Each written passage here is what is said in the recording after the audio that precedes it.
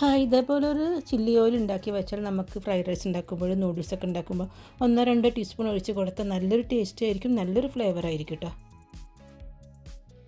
പാനിലേക്ക് ഒരു 3/4 cup oil ഒഴിച്ച് കൊടുത്തിട്ടുണ്ട്. വെളിച്ചെണ്ണ എടുക്കരുത് കേട്ടോ. ഇതിലേക്ക് ഒരു ബേ ലീഫ്, കഷ്ണം പട്ട, 2 ഗ്രാമ്പൂ ചേർത്ത് കൊടുക്കട്ടോ. പിന്നെ ഒരു 4-5 മല്ലിയിലയുടെ തണ്ട് ചേർത്ത് കൊടുക്കാം. പിന്നെ ഒരു 2 ടേബിൾ സ്പൂൺ വെളുത്തുള്ളി ചെറുതായിട്ട് അരിഞ്ഞിട്ട് കൊടുക്കണേ. വെളുത്തുള്ളി നന്നായിട്ടൊന്ന് മൂത്ത് കിട്ടണം കേട്ടോ. അതിൻ്റെ കളറെല്ലാം മാറിയിട്ട് നല്ലൊരു ഫ്ലേവറൊക്കെ വരണം, അതുവരെ വെച്ച് കൊടുക്കണേ. അപ്പോൾ ഇതാ വെളുത്തുള്ളി നന്നായി മൊരിഞ്ഞ് വന്നിട്ടുണ്ട്. ഇനിയിപ്പോൾ ഇതിൽ സ്പൈസസും ആ മല്ലിയിലയുടെ തണ്ടും ഒന്ന് മാറ്റി കൊടുക്കട്ടെ. എന്നിട്ട് ഈ വെളുത്തുള്ളി ഒന്ന് അരിച്ചെടുക്കണേ.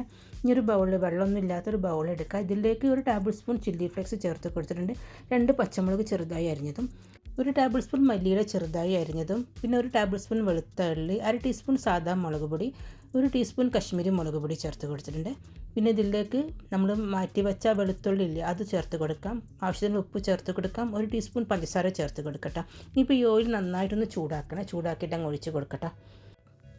നന്നായിട്ടൊന്ന് മിക്സാക്കി എടുക്കട്ടെ. നല്ലൊരു സ്മെല്ല് കിട്ടും. ആ ഫ്രൈഡ് റൈസിൻ്റെയും നൂഡിൽസിൻ്റെയൊക്കെ ആ ഒരു സ്മെല്ലാണ് ഈ സമയത്തുള്ളത്. ഇതിലേക്ക് 1 ടീസ്പൂൺ സോയാ സോസ് ചേർത്ത് കൊടുക്കട്ടെ. ഇനി ഇതൊന്ന് ചൂടാറിയിട്ട് ബോട്ടിലാക്കി വെക്കട്ടെ. ഫ്രൈഡ് റൈസും നൂഡിൽസൊക്കെ ഉണ്ടാക്കുമ്പോൾ പിന്നെ നമ്മൾ ബുൾസൈയൊക്കെ വെറുതെ കഴിക്കാൻ ഒരു മടിയാണ്. അപ്പോൾ കുറച്ചൊന്ന് ഒഴിച്ച് കൊടുത്താൽ നല്ലൊരു ടേസ്റ്റ് ആയിരിക്കും കേട്ടോ.